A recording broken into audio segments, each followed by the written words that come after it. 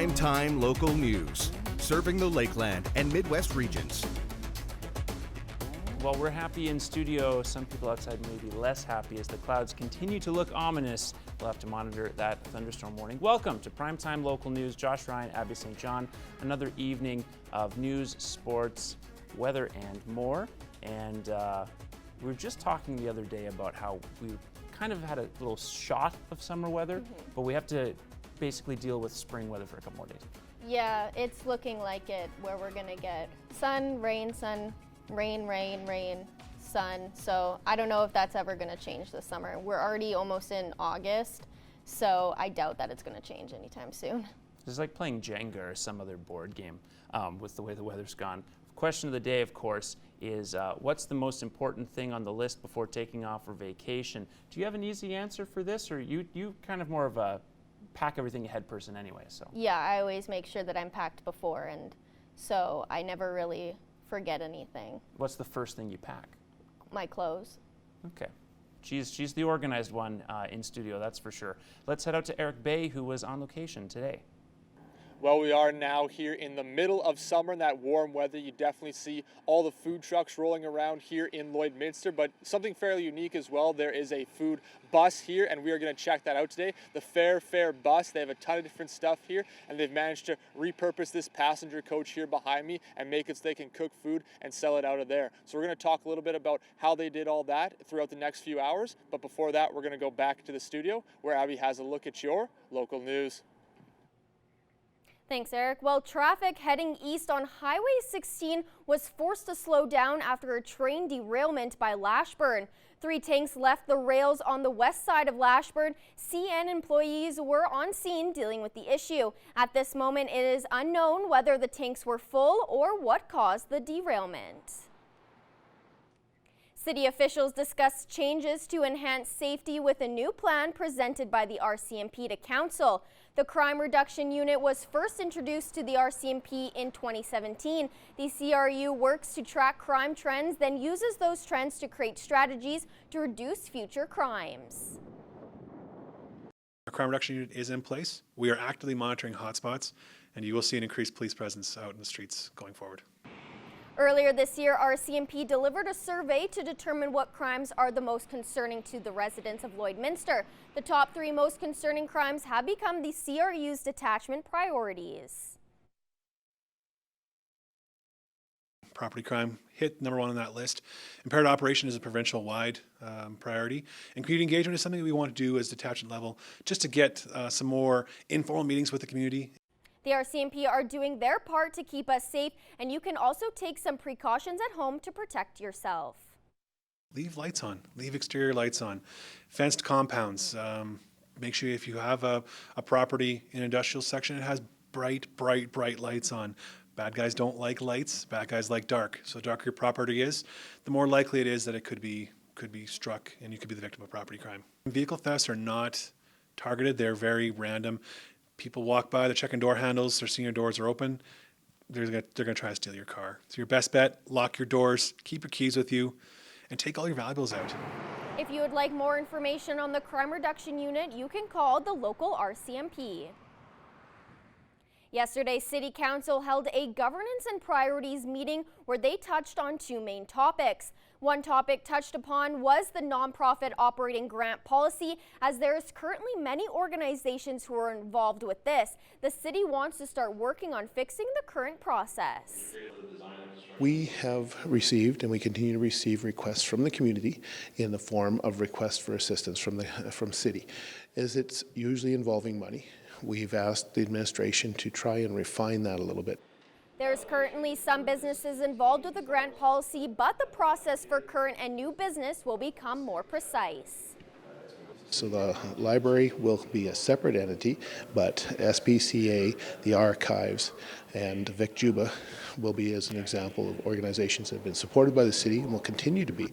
But there will be a little more formal application process. It'll come into administration, and then it'll come to council in that format. And if there's other organizations that are looking for support, then there's a formal process. It may not be perfect, but it's where we want to start, and we'll refine it as we move forward. They will be working on the policy over the next few months. MLA for Vermilion Lloydminster Wainwright Garth Rosewell is back and attended Monday's Rotary meeting after being away at the legislature since the election. Rosewell has been busy for the last few months getting settled into his new position and going through orientation and sessions at the legislature, which hasn't given him much opportunity to meet with residents in his constituency. The three things that motivated me was balancing budget, getting rid of regulations, and pushing back on what I call the war on fossil fuels. So I'm going to be able to do that in the various committees that I'm involved in. So I'm really content with what they've got me involved in. Since being elected, Rosewell still has the same goals he had during his campaign, and he's looking forward to be able to solve those issues. Now that the session's over, and I'm looking forward to constituency and talking to people, seeing what their issues are, and making sure that message gets to the various ministers that can help make decisions and solve those problems.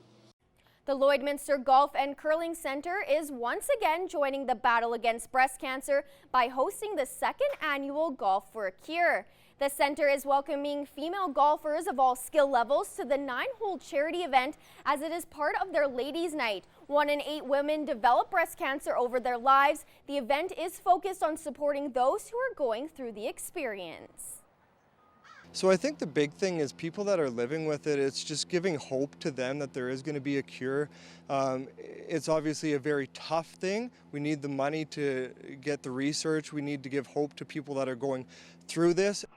Last year, the event raised approximately $5,000 and had 80 golfers attend. The event is a community building spectacle to encourage more women to become golfers.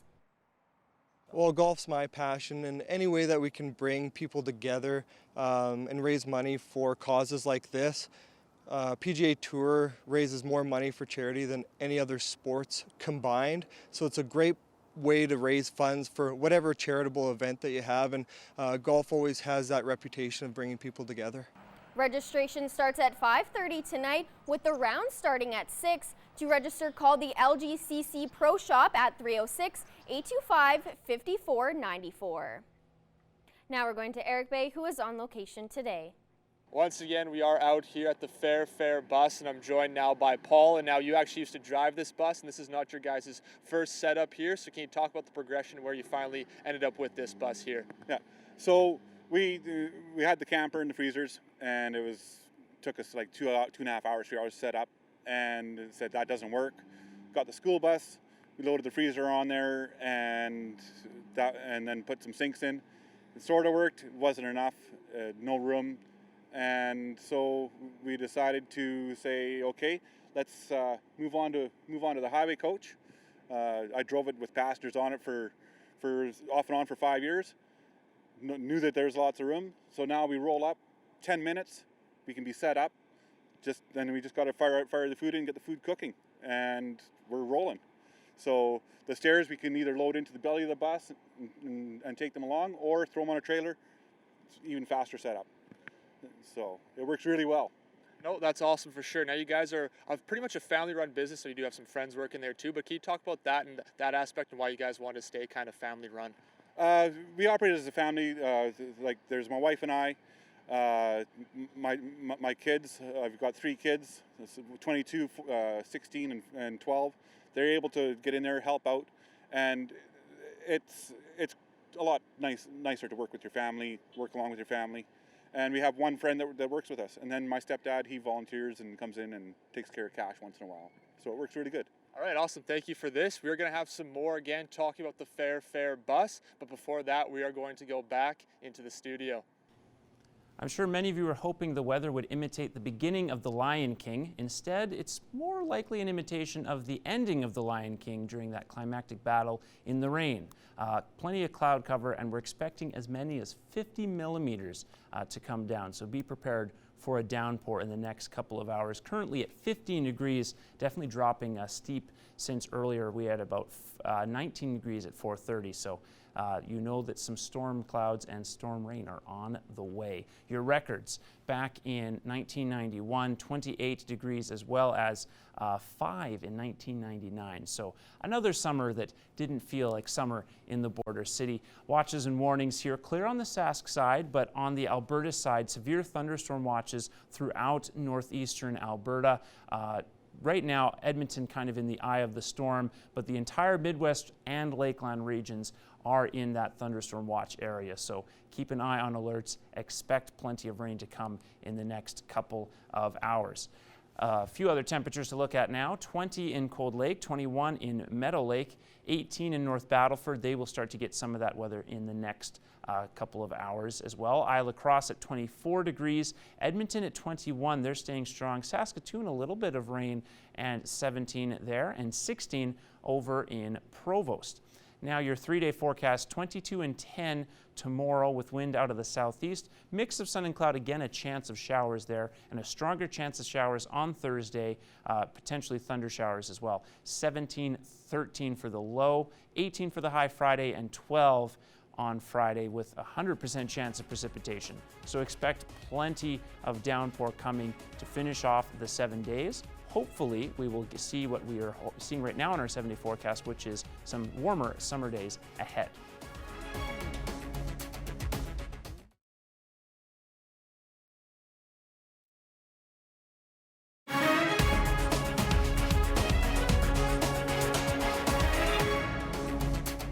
Welcome back. Well, producers are being asked to share their views on proposed changes to seed royalty structures for cereal crops. Farm groups from Manitoba, Saskatchewan, and Alberta have launched an online survey and say they would like to hear more from producers on the proposed changes before the federal government's consultations resume later this year.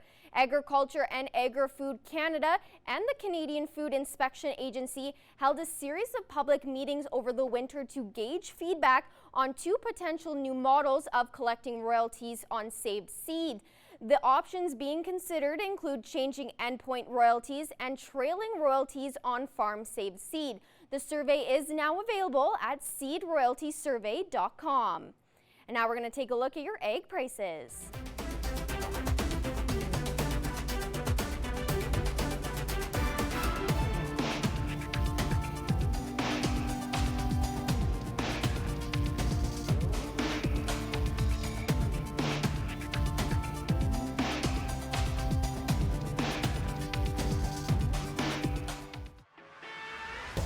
We're a part of less than 5% of Canadian auto body shops and Lloydminster's only locations with certified collision care recognition at City Centre Auto Body.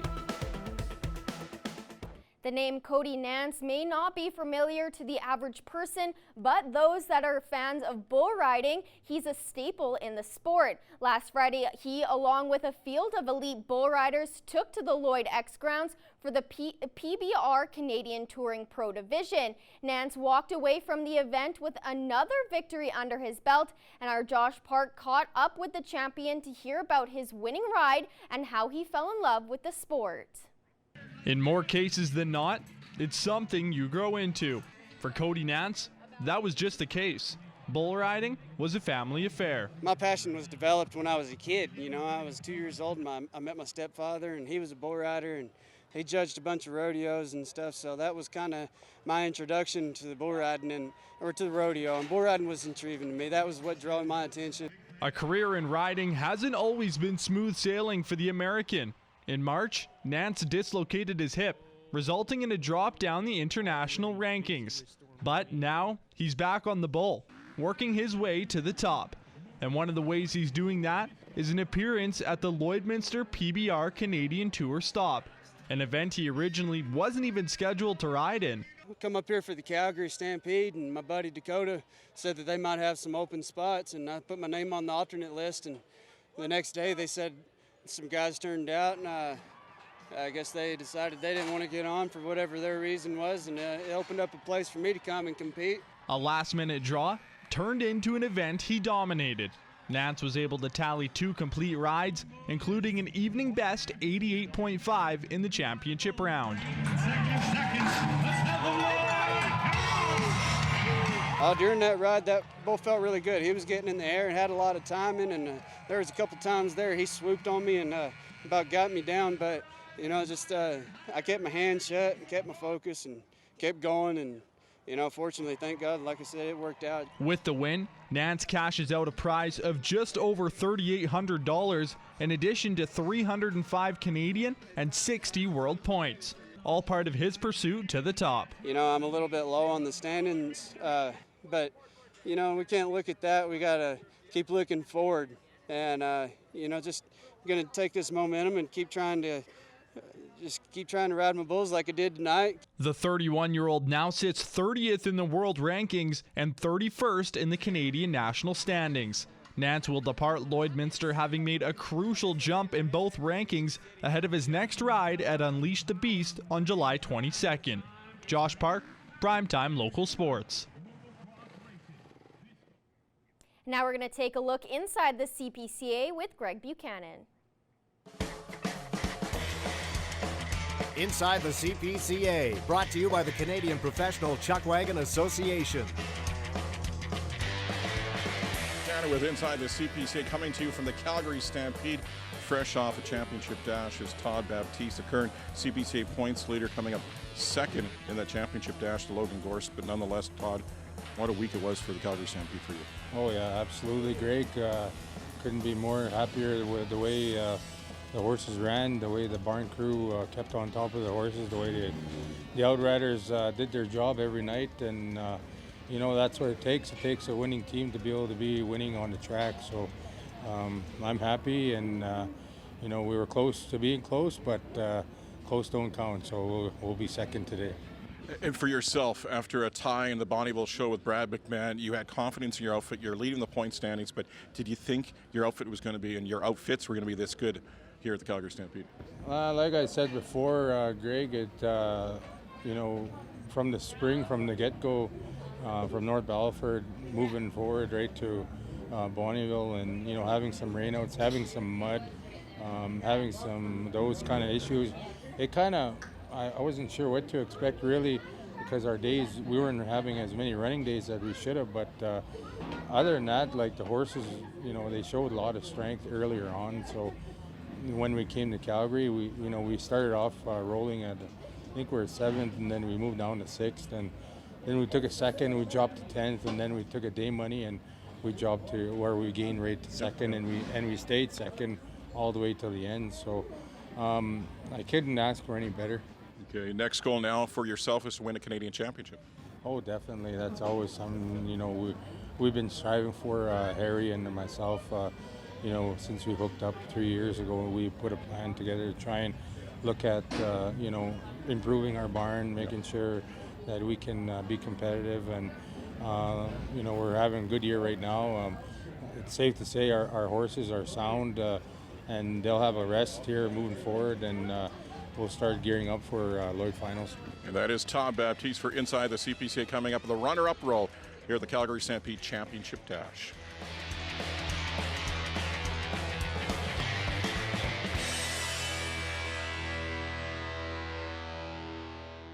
Now we're going to Eric Bay, who was on location today. Once again, we are back here on the Fair bus, and I'm joined now by Stephanie Senior, and now we're going to talk a little bit about your guys' menu. You do provide a lot of stuff out of this bus, make a lot of use of a little space. So you can tell us what you guys do offer here.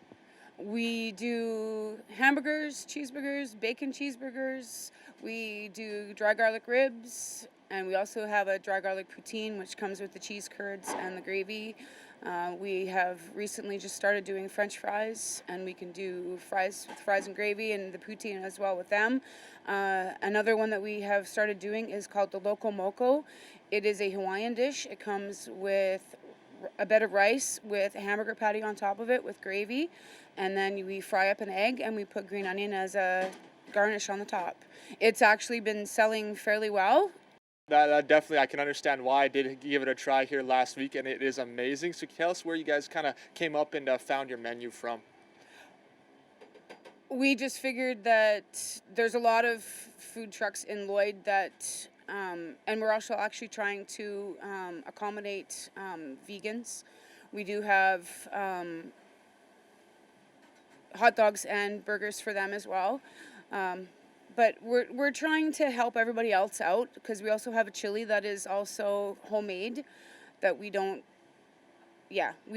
put any other ingredients into it other than what we buy for it. All good, definitely a ton of stuff to remember. And now can you just tell us where people can find you here throughout the summer? I know you guys are parked here right now, but you also do some events here as well. Yes, we will be in Onion Lake this coming Thursday, Friday, Saturday, and Sunday for the Onion Lake Powwow. And then we will be back here Monday morning until probably Thursday again. We'll be traveling again to the Thunderchild Powwow.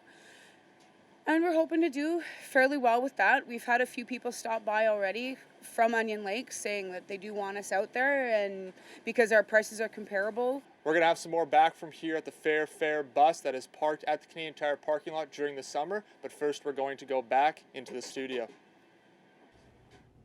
Well, you can see here watches and warnings still in effect for the Alberta side of the map. Severe thunderstorm warning in effect, though there has been some rain on the Saskatchewan side as well.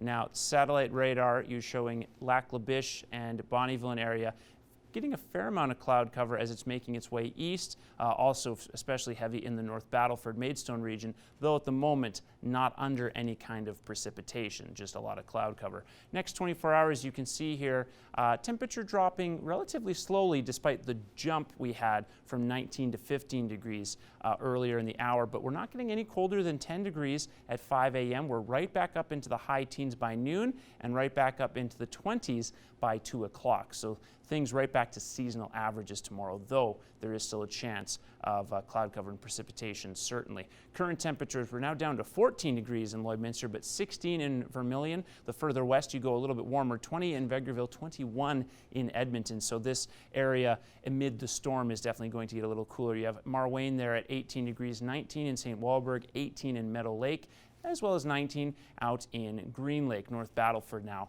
starting to drop a degree or two as well. Maidstone still holding strong at 20 degrees. Now that cloud cover will continue on through the rest of the evening for North Battleford. Still a relatively warm evening there with a low of 14, but 22 degrees tomorrow and a strong chance of showers, maybe even thunder as well. Wind coming out of the south-southeast. Fairly calm winds, though that could pick up around the storm for sure. 21 in Cold Lake, 11 overnight, and then a high of 23 tomorrow. Largely southeast winds holding sway there, and largely calm winds as well, staying underneath 10 kilometers per hour. A mix of sun and cloud, but again, chance of showers heading in tomorrow and as well on Thursday in the Cold Lake region. We are starting to get a little bit of pitter-patter throughout the area. Expect harder rain over the next couple of hours as we could get around 50 millimeters of rain, which would be the largest amount of rain we've had in some time. Now, south winds will shift to the southeast over the next 24 hours, a low of 10, then a high of 22 tomorrow, where there's a mix of sun and cloud, but again, a chance of showers. A stronger chance on Thursday with a high of 17 and a low of 13 there. That rain should continue on Friday with a high of 18, 22 on Saturday, then 24 on Sunday, and 27 on Monday. That is the kind of symbol you want to see on this 7-day forecast. Plenty of sunlight expected there. Then 26 on Tuesday with a few more clouds hanging around. The lows also moving up. We could get a low of 12 on Monday and a low of 15 on Tuesday. Southeast and northeast will largely be the direction of the wind throughout the next 7 days. And hopefully the last couple days on the map will be a trend for the rest of the month. Now we're going to Eric Bay, who is on location today. Once again, we are back here on the Fair bus, and I'm joined again by Paul. And now we talked a little bit about the menu earlier, but there's still tons of stuff that you do offer here. So can you give us a little rundown of the other stuff you do offer here on the bus? Okay. Well, when we first started, we did popcorn, cotton candy, and snow cones. And for some events, that wasn't enough, and we were losing business because of it. So we expanded into doing the hamburgers, hot dogs, and stuff like that. And then for other events, they were asking, well, do you guys do a breakfast? So we created a breakfast menu. We do breakfast sandwiches with the English muffins, croissants, same as Tim Hortons or A&W. We've got the combos. We also got into where we're doing like pancakes, waffles, and the pancakes and waffles are all homemade from scratch. And then we do an egg breakfast as well. So we're trying to cover a certain venue and make ourselves available for special events, and looking at getting into even doing some catering. Awesome. No, sounds good for sure. Now you guys have done quite a lot of work here kind of repurposing this bus. You can see the grilling here behind us. So you talk about what you guys have done here and the work put into it. Actually, it's a lot of work real fast. We picked this bus up beginning of May. We had to get it safety certified. I used to drive this bus as a hauling passengers, so we had to take all the seats out, bring the fridge and freezer in, all the counters, recycle these counters off of our other business, and they're perfectly fine, so put them to use. No, definitely for sure. All right, thank you for doing this. We are going to have some more from back here on the Fair bus, but first we are going to go back into the studio.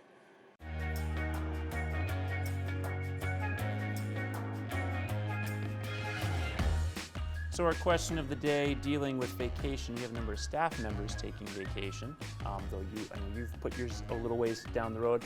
I don't really have one, but plenty of other people are going on vacation right about now. So the question of the day, of course, is what do you have first on your list of tasks to do before going on a vacation? Whether it's cleaning the house, whether it's packing clothes, as you said, whatever. Bev Fast Robinson said cleaning my house. That's a pretty easy start. Thurza says shower. Generally, that's a good idea, certainly. And a couple of people, Sandra and Gina, both say finding money to go on a vacation. I'd say that's also a pretty important priority to have. Oh, definitely, yeah. That's probably the most important part. Yeah, it kind of trumps packing for things. Also, an important note from Gerald, unplug things. Yeah. I have made that error once where I left a couple of lights on and my power bill was bad. Yeah. So let's really quickly just bounce through your pet of the day project. So take over here there. Bear, submitted by Sherwin. Very adorable. Yeah. Next up, Luna, submitted by Nicole. Black. Very gorgeous, fluffy cat. Otis, submitted by Todd. Looks like he was in trouble, but still very cute. Yeah, hopefully he's not in too much trouble. Willa, submitted by Lauren. Love this dog. Very, very cute. Very pretty indeed. And Axel's. Looks very snuggled up. Very cute. And thanks again, everyone who submitted. You have a chance to win a free gift card from PetPad. We want to see your pets. Send photos of your pet and their name to our Facebook, Twitter, or Instagram to have them featured on Pet of the Day. Your name will be entered into a weekly draw for a gift certificate from the PetPad.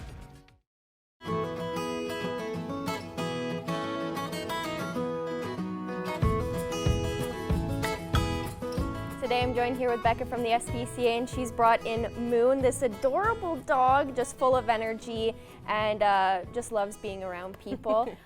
So we were talking a little bit off camera about how she came to the SPCA. It's kind of a sad story. Yeah. Yeah, so she was just left in our playpen at night kind of thing. So it was just kind of by chance that I showed up and seen her in there, so I took her in before it started to rain and stuff like that. But I mean, initially she was quite timid and shy and, really wasn't too trusting of everybody, but then, it didn't take her long to show her puppy side and show her that she loves absolutely everything that she encounters. Yes. She's very much, she loves kids. Like perfect. like I said, she needs a little bit more training in that because she's very much like when she starts licking their face, she will keep going until they fall down and things like that. But she's still fairly gentle, things like that. She just needs a little bit more training. And she's still a puppy, so she'll obviously need that kind of training. So she says, you say that she's very good with kids, so you'd recommend a family with any age? Yeah, any age. Like I said, I mean, if you have young kids and you think that you might not have the time to train her, then obviously, right, take that into take that into mind, right? But I mean, if you have the time to, work with her and train her and everything, it would be a fantastic family dog. And have you noticed her around other animals or dogs or cats? Yeah, she seems with the dogs for sure. She kind of really doesn't bark too much or anything at them. She kind of keeps to herself in her kennel. I think that she probably would enjoy a nice little play group with another fun dog. Yeah. So I think if you have another dog, definitely bring it for a meet and greet. I don't see too many issues. Like I said, she can be kind of timid and shy still, so I think if she would be a little bit more of the submissive dog kind of thing too. So And very cuddly Yes. as well. Yeah, no, she's very loving and very open to jumping on people. Yeah, and yeah. just So playing. obviously, there's, it's nice, but yeah, it Yeah. needs a little bit more training. Oh, definitely. And this past weekend, you had set the adoption fee for adult cats at $25. Yeah. We were mentioning that it was pretty successful. Yeah, we adopted out 13 of our adult cats. So that was nice. We kind of set a little bit of a goal with ourselves to at least adopt out 10. My goodness, honey. And yeah, so we found 13 homes for 13 new cats, kind of thing. Yeah. By the end of the day yesterday, it was like right at 6 o'clock. We did another adoption, so Wow. it was good. Yeah, we got them done. So we're still quite full of kittens and things like that. So we're gonna get them all good to go. Spayed and neutered, not everything like that. But I mean, lots of them are up for viewing. So if you're looking for a new little kitten friend, then definitely come check out what we got. And do you still have adult cats? Yeah, remaining? yes, yeah, like a lot of them are not, like we don't have a lot left, but the ones we do have are kind of like the moms of the litters and things like that. So we have the few left that are just kind of hanging out with their babies still. Yeah, which is nice. Oh, she's just so loving. Yeah. She would make a perfect dog for any family. Oh my goodness. Come on. Is there any events coming up in the near future? No, we don't have anything too pressing coming up or anything like that. Like I think right now we're really just concentrating on trying to find all of our animals some homes. We still have lots of dogs too. I mean, we did 5 dog adoptions last week as well. It was a really good week. Even if we didn't adopt out those 13 cats, we still altogether we did 25 adoptions. Oh, so perfect. it was a good week for animals. So yeah, no kidding. That's awesome. Well, thank you so much for coming in and bringing in Moon. She would honestly make any home just that much more happier and better. Yes. So I really hope that she gets adopted really soon. Yes, us too. Yeah, thank you. Thank you. Pet Project is brought to you by Quick Pick Waste Disposal, Lloydminster's #1 waste and recycling hauler. Quick Pick is waste collection you can depend on.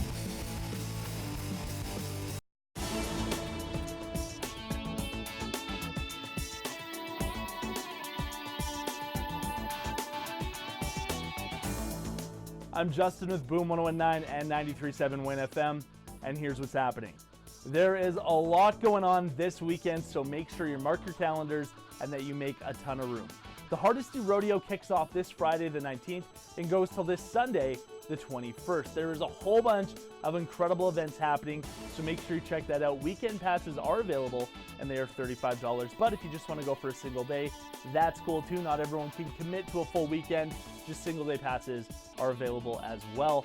Also happening in Hardesty on the Friday, so the 19th, is the street fair. Now, this is just a few of the many vendors and attractions that are going to be there. So you're going to have a bunch of vendors. There's going to be inflatables, a rock climbing wall, a petting zoo, the military will be there. There's going to be a chili cook-off, a mechanical bull, and so much more. Like I mentioned, that is just to name a few of the many things happening, and that is on the Friday. It's happening from 10 to 3, the Hardesty Street Fair. Also happening the 19th, this is incredibly exciting. We are very excited for it, is the Star Lake Bullarama. That is going down on the 19th. The Bullarama is at 7 p.m., but before that, you got the beer gardens happening at 3, and then the wild pony races at 6:30, and then a dance to wrap things up nicely. Once again, that is also going down this Friday. Lots of fun stuff happening this weekend, so make sure you get out there, make sure you get the family down. It's going to be a good one. I'm Justin with Boom 1019 and 93.7 Win FM, and that's what's happening.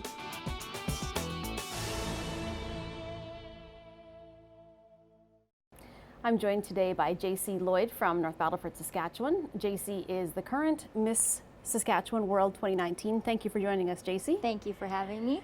Let's talk a little bit about your title. Tell me how you ended up as Miss Saskatchewan World. I applied online and it was a long waiting experience, but I found out eventually. An interview process, is that how it works? Yeah. And what type of things were they asking you? Were they interested in a contestant? So they're interested in future endeavors. They're interested in your height, what your hobbies are. It's pretty much just like a job interview. Now that you have the title, what happens next? Where's the next competition? The competition is in Toronto, and it's from July 21st to the 27th. And what is the title for that? If you end up winning that, what's the official title? I'll be Miss World Canada. And tell me about the competition, because it's not just a one-day thing. What happens leading up to the competition? What are some of the things you have to participate in? So leading up to the competition, what we have to do, one of the main things is we have to fundraise for our official charity, which is the Children's Wish Foundation. And we also have to prepare, it's called a Beauty with a Purpose. And with the Miss World Canada, they're committed to giving back and helping others. So you get to pick a certain cause that you want to help donate to, or donate your time to. And my Beauty with a Purpose I've chosen is mental health. And tell me about some of the initiatives that you have done so far to be involved with the Beauty with a Purpose. So my sister is actually a paramedic. So me and my mom went and served them coffee and donuts and just thanked them for everything that they do for us. Why did you choose mental health, JC? Why was that so important to you? I chose mental health because growing up, I had severe anxiety, and just recently, actually last year, from where I'm from, there was lots and lots of suicide, especially for kids our age, and it was just something that made you look and be like, okay, like this needs to be focused on, and you need to take more time to make sure that your mental health is okay, as well as others around you. So now you have a couple of weeks before the actual pageant. Tell me what you're going to be doing in that time. So for the next couple of weeks, we will be obviously continuing with our Beauty with a Purpose, prepping for the pageants. So for the fundraising, I have to get all my money in by July 15th. That's when I'm finished. And I have to prep for the talent section, and I'll be dancing for that. So I have to get a dance done for that. And we have to do blogs and whatever else we need to do. Now, you mentioned that your talent section is dance. Tell me about a little bit about your dance background. I started dance when I was 3 years old, and I have actually been dancing for 16 years now. And the last year I ended up coaching my hometown's dance company, exactly where I started when I was 3. So that was pretty cool to do. What advice would you give, JC, to other girls who are in a position where they may be dealing with anxiety or some mental health issues, and they see that you have overcome them and are now competing in a national pageant? What would you tell somebody who is maybe not as confident as they could be, and see your story and hear your story and what you've done? I think that a huge thing is it's okay to talk to somebody. It's okay to reach out to others and get help. With having anxiety at such a young age, you kind of want to hold back, but getting over your anxiety, one of the things that I personally had to do is get out of my shell. With anxiety, you don't want to leave your room sometimes, you don't want to go to school, you're scared of social situations, but I think getting help or talking to somebody is the best thing that you can do for yourself. Okay, well, we thank you, JC, for joining us. And if anybody wants to find out about you more on social media, how can they reach out? I have an Instagram, and it's JCEmerson_MWC. So that's JACYEMERSYN_MWC. And on Facebook, I am JC Lloyd, Miss Saskatchewan World 2019. All right, well, thanks for joining us, JC, and good luck in the pageant in Toronto. Thank you.